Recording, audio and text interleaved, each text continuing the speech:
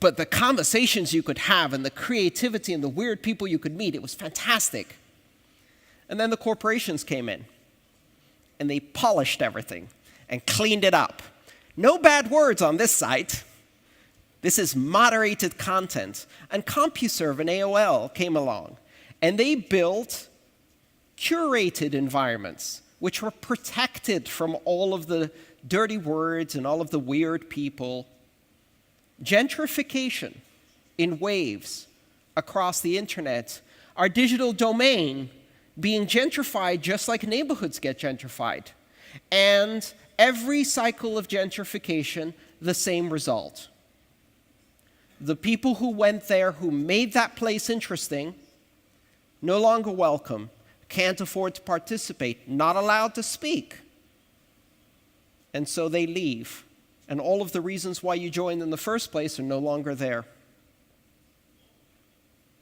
Many of the people who left all of those curated environments went to other parts of the web and started their own websites and independent communities. And then Web 2.0 happened.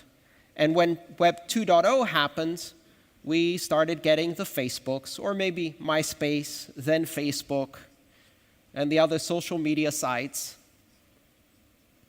And they very carefully curate the content. You can post Nazi messages on Facebook and get away with it for a while. God help you if you show a female breast. Oh no, we can't have that. It's a family environment. Don't say bad words. Carefully curated, lots of marketing, very polished.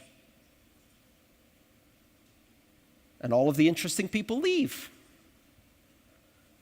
And now, if you still have a Facebook account, it's so you can see photos of your grandchildren. In fact, kids don't want to be on Facebook. And the reason they don't want to be on Facebook is their parents are there. And so they leave. And they go to Reddit and 4chan. Gentrification. Bitcoin was weird. And I really, really loved Bitcoin when it was weird. But for some people, Bitcoin was too weird. Maybe difficult to understand. And there's a small possibility that you could buy drugs with Bitcoin. But not the good drugs, right? Not the drugs made by Pfizer that cost a lot of money, right? Not Adderall, which is methamphetamine, not fentanyl, which is heroin, not prescription good drugs, bad drugs, like marijuana. And people could buy drugs and they could do other things that were not very good for the corporate image. So how do you gentrify a currency? How do you take something that is weird and dress it up in a suit, give it a haircut, and present it to the board of executives? I remember in the first few years, I'd go to companies and they'd ask me to come and present. And they would say to me, "We want you to talk to our executives. But when you talk to our executives, if you could, please say blockchain. Don't say Bitcoin. Because Bitcoin is weird, and blockchain is the future." And I said, "No, I won't say blockchain. I will say Bitcoin because Bitcoin is the future, and blockchain is bullshit.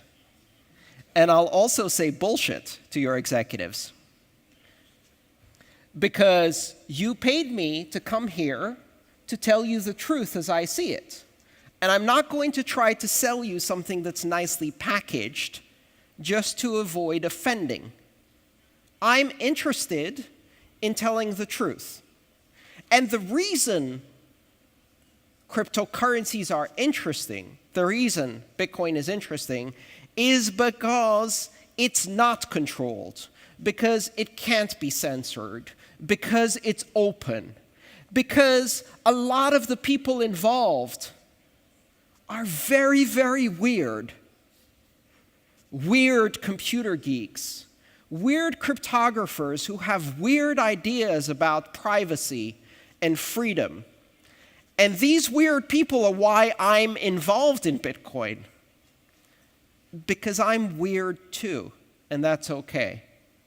And if you take all of that out, what you're left with, this blockchain, is a sterile, unexpressive, uninvented environment, a corporate plaything that has been sanitized of everything interesting and left as an empty shell. It's basically a very slow database. If someone comes to you and says, do I need a blockchain for my business? Ask them, do you need something that is open, neutral, borderless, that no one controls, and that resists censorship? If yes, then you need Bitcoin, or Ethereum, Monero, Zcash, some open public blockchain, cryptocurrency system that expresses these capabilities. But if you don't need something that's open, borderless, neutral, censorship resistant, and not controlled by anyone, what you're really asking for is a database. So install a database. You don't need a blockchain.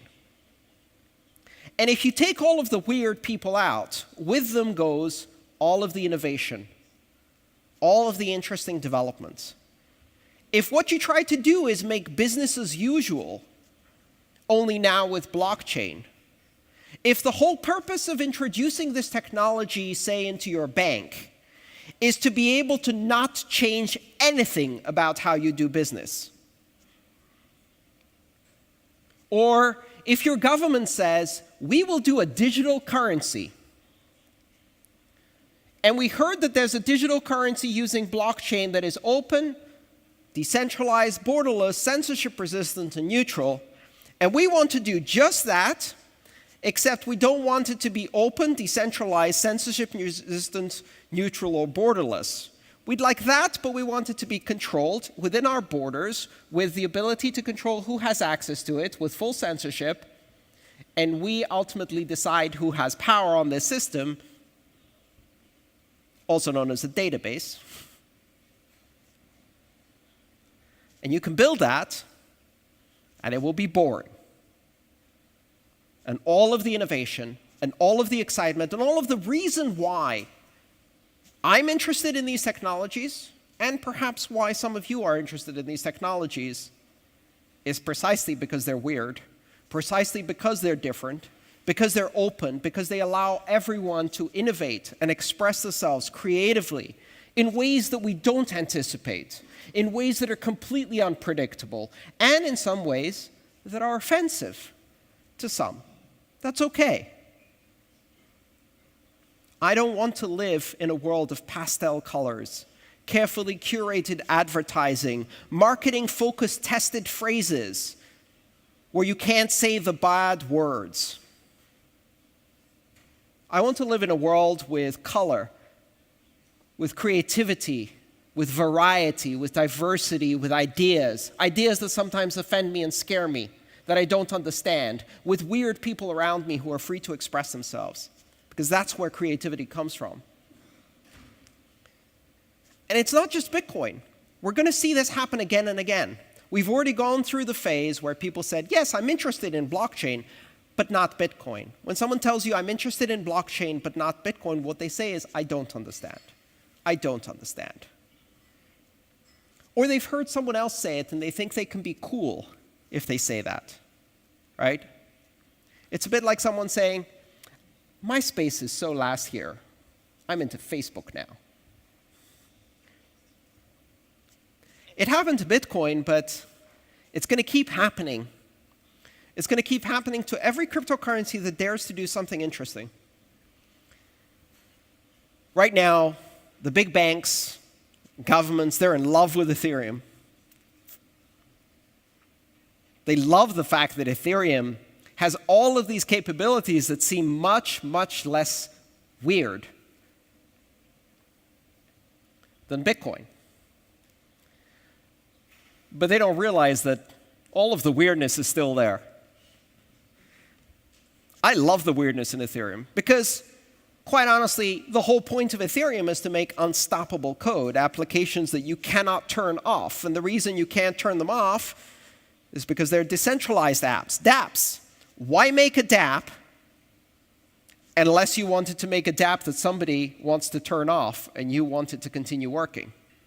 The whole point of an uncensorable application is so you can write applications that are offensive to some people. So people are going to write applications for Ethereum that are going to be offensive. Probably offensive to everyone in this room. Maybe a bit offensive, maybe a lot offensive. Drug markets that cannot be shut down. Sex markets that cannot be shut down. In fact, all of the interesting applications that you can do in a decentralized, neutral, unstoppable environment for code are precisely applications that somebody wants to stop. And those are even more powerful in the countries where the people who want to stop them are in power. If I'm in Russia and I want to put something on Ethereum, I'm going to put a Pussy Riot application, just so I can annoy Putin. Can't stop it. In Korea, they had a problem with sexual assault at campuses, and the academic institutions tried to shut up the victims of sexual assault. So they put their stories on the Ethereum blockchain so that they couldn't be censored. Any speech worth speaking offends someone. Oscar Wilde said, "Speaking the truth that somebody wants you not to publish is journalism.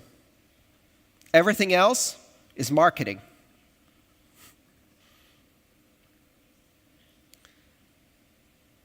At some point in the next couple of years, someone's going to write a weird application on Ethereum, and the big banks and all of the organizations that today are absolutely enamored with Ethereum are going to go running to the Ethereum Foundation and to the Ethereum Enterprise Alliance, and they're going to say, "Hey, we'd like you to stop this." And the Ethereum Foundation is going to say, most likely, no, we won't. Or better yet, we can't. Submit your Ethereum improvement proposal, and let's see what the community thinks. Hey, community, do you want to stop this application because JP Morgan Chase doesn't like it? No? Oops. Or maybe they decide to stop it. And then we get another hard fork, and then we have 3 Ethereums. Ethereum, Ethereum Classic, and Ethereum Uncensored. Because you can't stop these things. All you can do is fork away a bullshit corporate version, but the other one continues to run. And then what do you have? And that's the moment you suddenly realize this is the first time we have a digital community that can't be gentrified. You can plant your Starbucks on the corner, but you can't kick out the weirdos. And if you try to kick out the weirdos, we fork it and we take the neighborhood with us. The weirdos own this neighborhood for the first time ever, and they can't be kicked out. And that's beautiful. That's what this is all about. For the first time, we now have digital communities that can't be taken over, polished, sanitized, sterilized of any idea worthwhile and turned into a plaything for Disney, McDonald's, Coca-Cola, and JP Morgan Chase to shit all over the creativity and turn it into nothing, into empty marketing slogans. For the first time, we have digital communities that can't be gentrified. And so, when people ask me, why are you excited about cryptocurrencies? Aren't they weird? I say, yes. They're weird. They're beautifully weird.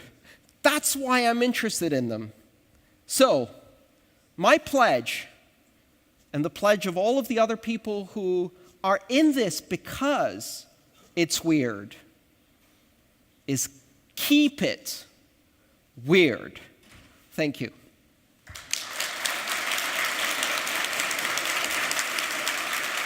Thank you.